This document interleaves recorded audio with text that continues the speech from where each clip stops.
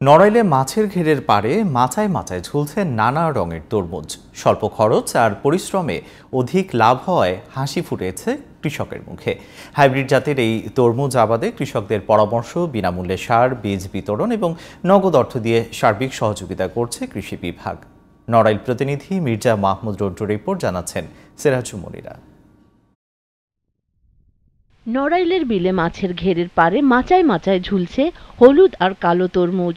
খুলনা কৃষি অঞ্চলের জলবায়ু পরিবর্তন অভিযোজন প্রকল্পের আওতায় মালচিং পদ্ধতিতে এই তরমুজের চাষাবাদ দিন দিন জনপ্রিয় হয়ে উঠছে। স্বাদ ও পুষ্টিগুণ সমৃদ্ধ 12 মাসি এসব তরমুজের চাহিদাও বেশ। কিছু ফল আপনার 4 কেজি প্লাস হয়েছে। এখন যদি প্রাকৃতিক দুর্যোগ যদি না হয়, আশা করা যায় মনে করেন যে আশানুরূপ ফল পাবো। হাইব্রিড জাতের এসব তরমুজের মধ্যে বেশি জনপ্রিয় এশিয়ান 2, তৃপ্তি ও ব্ল্যাক বেবি।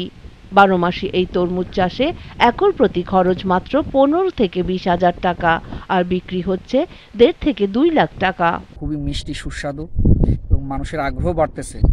দিন দিন এই চাষে আগ্রহ বাড়তেছে মানুষের। আমাদের নড়াইলে ব্যাপক আকারের চাষ শুরু হয়েছে। জুনের মাঝামাঝি সময়ে বীজ রোপণ করে সেপ্টেম্বরেই বাজারজাত করা যায়। স্বল্প খরচ ও পরিশ্রমে অধিক লাভ হয় কৃষকের পাশে থাকার আশ্বাস দিয়েছেন উপজেলা কৃষি কর্মকর্তা। 75 থেকে 80 দিনের মধ্যেই অফ সিজন তরমুজ হারভেস্ট করা যায় বলে ঘেরের পাড়গুলোতে কৃষক খুব সহজেই এই চাষাবাদ করছেন এবং উপজেলা কৃষি অফিস সবসময় কৃষকদের পাশে থেকে তাদের যে প্রযুক্তিগত সহায়তা এবং অন্যান্য কারিগরি সহায়তা দিয়ে তাদের পাশে থাকছেন।